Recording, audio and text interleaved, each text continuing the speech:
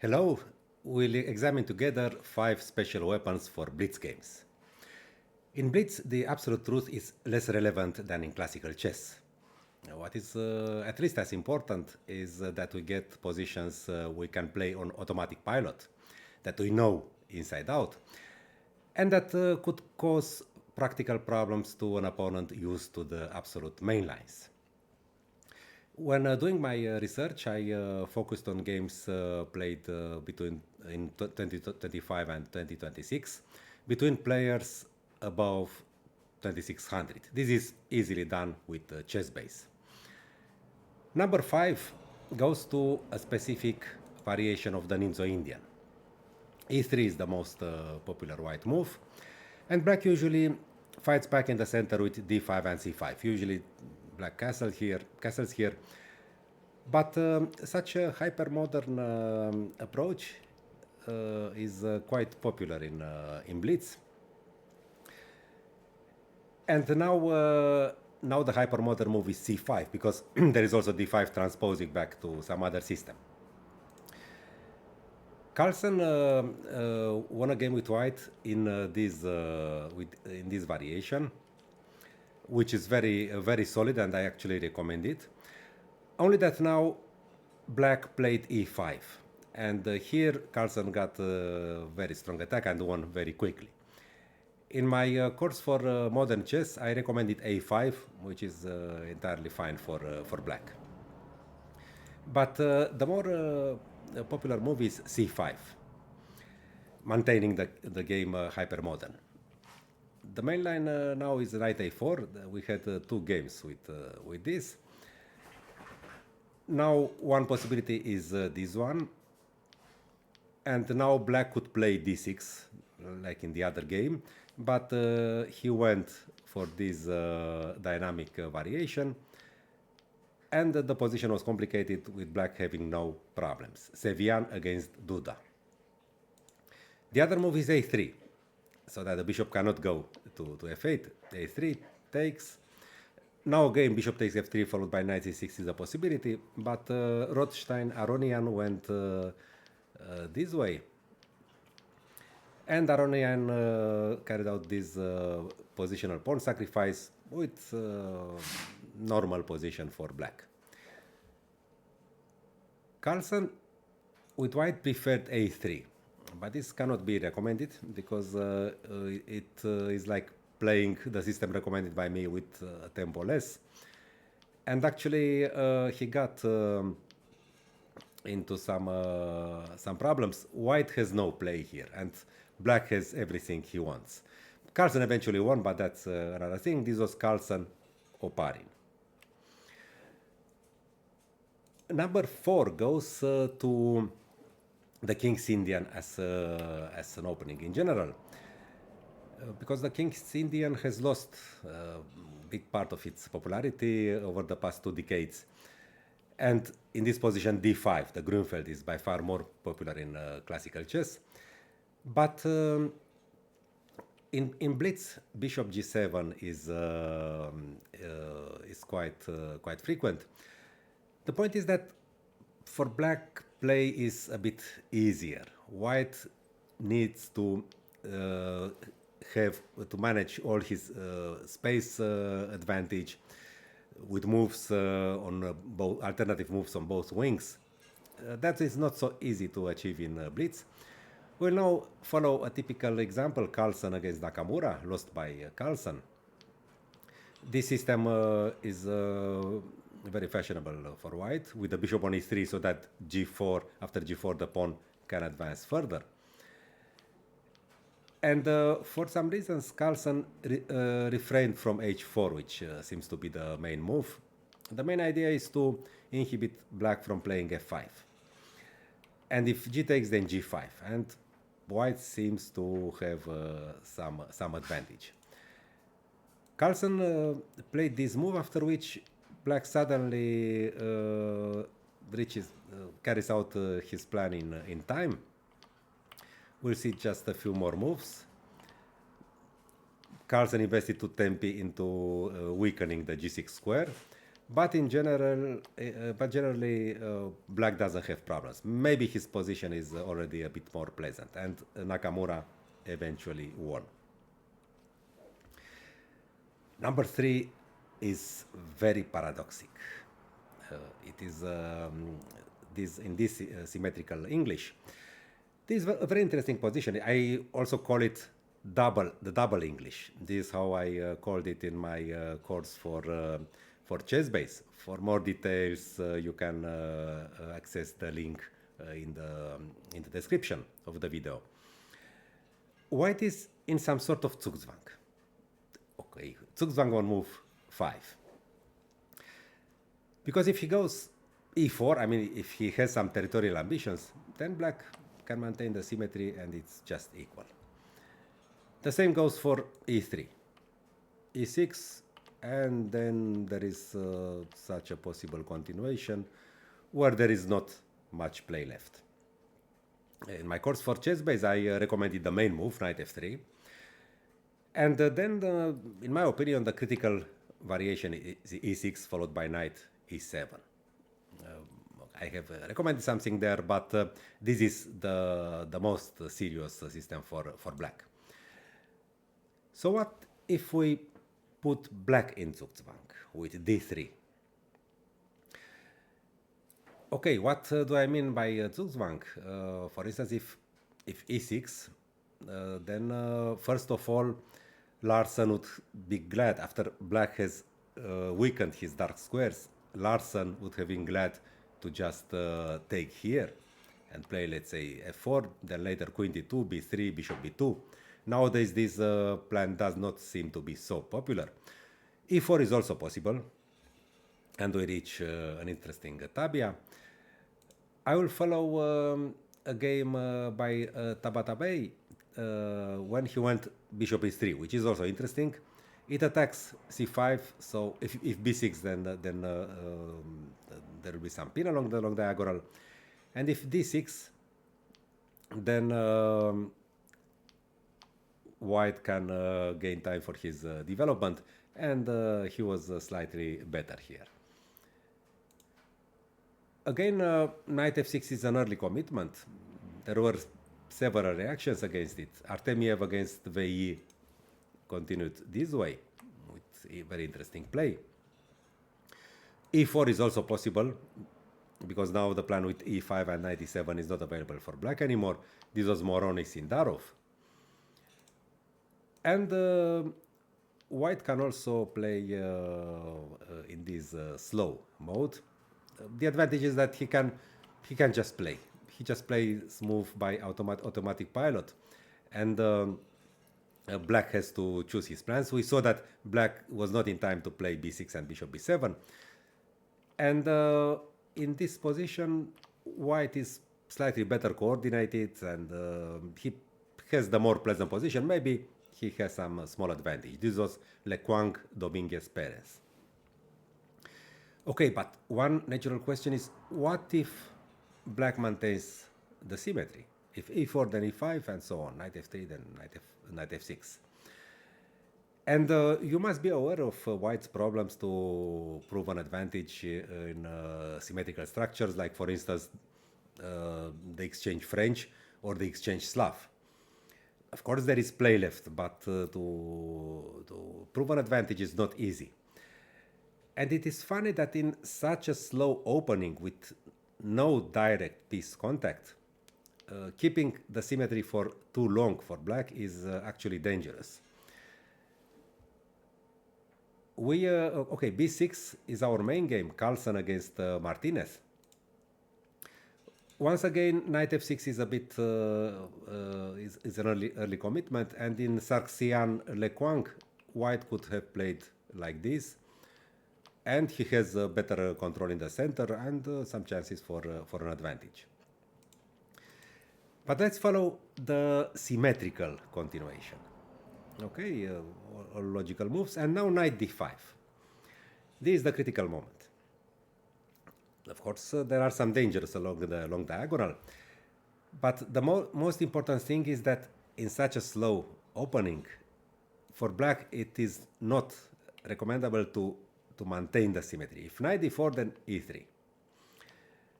Now the knight cannot retreat. If it is, then g4 wins material. The rook on h8 is hanging. Knight e6 is passive. White can continue with knight e2 and he has a clear advantage. So let's check e6, knight f4. This knight also has to retreat. We play g4. This is already trouble for black. And the nice thing is that if black continues keep playing symmetrically, the position becomes lost for him. Everything symmetrical, perfect symmetry. But white is the first one to capture the knight and defend his knight on g1. Earlier, Carlsen had a game, he won it when his opponent played bishop takes b2, Yakovenko. This was played in 2019. And now after e5, f4, white had a big advantage. It is not so easy to find a very good move for black here. Maybe e5, maybe knight f6, but they both have disadvantages. Martinez preferred f6, which was a novelty. Actually, this was repeated, and it's curious that none of the players found the correct answer for white, because f6 is not a good move. Sevian Martinez continued h4, e6, and black was doing fine, the knight has to retreat. And Carlsen himself played knight f3, and after e6, he had no advantage. Black is doing fine. He eventually lost the game. But here black has bishop h3. e6 is impossible because of bishop takes e6, and the bishop is taboo. And if queen d8, this is too extra tempi for white. He can continue with f4, knight f3. He has a clear advantage. f6 looks so ugly. We go now to number 2, the Dragon Sicilian. This variation is mainly advocated by Dubov, but other players also use it. So first of all, the move order, knight c6, not bishop g7, f3, and now h5. The main merit of this variation, which may be slightly dubious for classical chess, is that white cannot carry out his main plan, queen d2, bishop h6, h4, h5, and mate, as Fischer would say. Of course, black spends a tempo, a developing tempo, and he also weakens his position a bit. But the position seems to be quite playable for him. Actually, I also considered trying it in classical chess, the same as d3 from the previous game. And let's understand why black didn't develop his bishop. Because if white plays queen d2, which is the normal dragon continuation, then black can take and play bishop h6.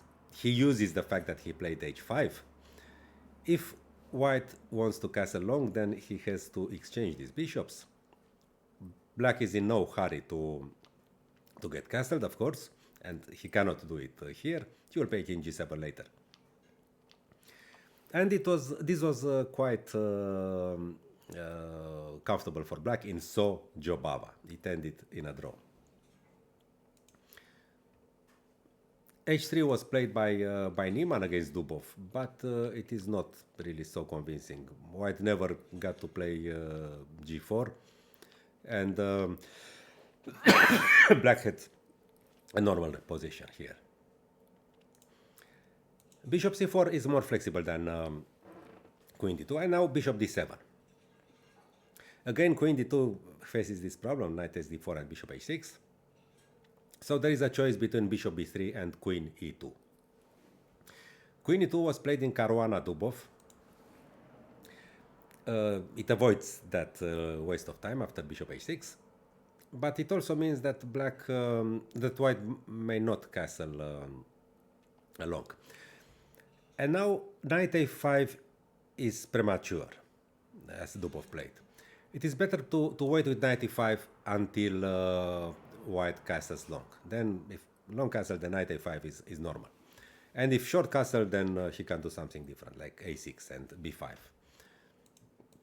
The way he played, Caruana answered bishop d3, rook c8, knight b3, a good move. Now black should have defended his pawn on a7 with knight c6, and this could have transposed to the game. Instead, he played bishop g7, and the pawn was entirely edible. It's just an extra pawn for black. Okay, white didn't notice that. He cancelled, and now after knight c6 we are back to the line I suggested. But okay, black has lost two tempi, so I assume that after a continuation like this, white should have an advantage. He is better developed. He's quite solid. So probably he's better. Okay, black might have to play a6, then bishop b6. But even such a position is not so easy to handle for white. Caruana hurried with knight d5, and this suddenly was nothing. First of all, black could have taken here, and if bishop e4, then bishop takes b2, and white has just some compensation for the pawn. Even the game continuation was satisfactory for black. He had no problems. He eventually lost, but okay, it's a blitz. Now finally, we go to bishop b3. Now we don't have waiting moves anymore, and then queen d2, and knight a5 is always the plan. This is Niemann against Dubov. Knight is b3. Now if ab, then black's attack is quite dangerous. The pawn is ready to advance all the way to a1. cb is the typical move, and the game, actually there are two games by Dubov. Of course, there is no kingside attack.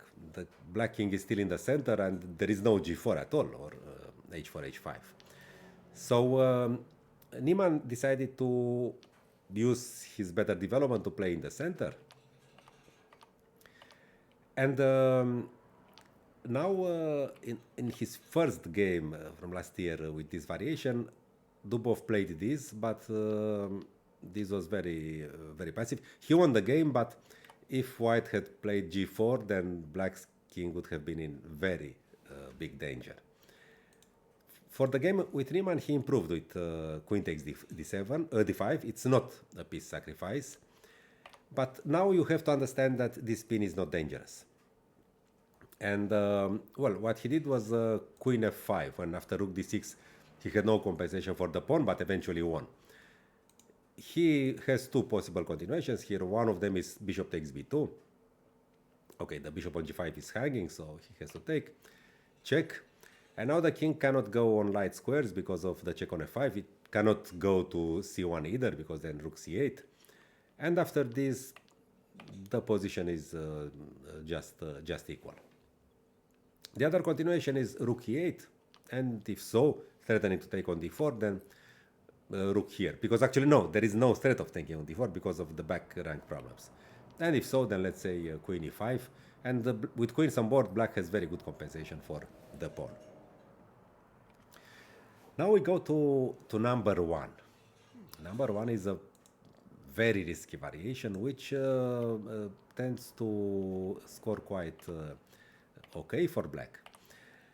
This is my old love, the Hromadka Benoni. But of course, this system with h3 and bishop d3 is a bit molesting. First of all, if black blocks, we anticipate a bit. If black blocks the position with e5, then white can prepare g4. He can play it at once, or first the bishop e3 or knight e2. That's dangerous. e6 is the normal move, knight f3. And now the main continuation is e takes d5. When e takes d5 is not so simple for black, but also this is challenging. Black's only move is b5 to stay to fight for equality. But it's a one-sided struggle. That's a bit of a problem. True, Gashimov managed to even win from this position with black, but in Blitz you don't want to remember so many variations to recall. And knight bd7 is this special number one special weapon in Blitz. It's a waiting move, but my main problem is this one, this and short castle. The knight is far from d4. With the knight on b8 or on c6, black would be doing very well here. But I'm not so sure about this position, even though it was played by Aronian with black, and he drew. This may be a critical test, but it's short castle is much more popular. It's almost always played. And then e5. So black has invested a tempo. He was just waiting for white to castle. And now, okay, what can white do? First of all, we will follow a game by Carlsen. He plays this sometimes in Blitz. What is really important here? Nothing is happening now. You don't have to memorize to recall long analysis. You have to know a plan. And Carlsen showed such a plan in his game with So. It's just the fluency of the pieces. We see how suddenly black doesn't have space problems. All his minor pieces have comfortable positions.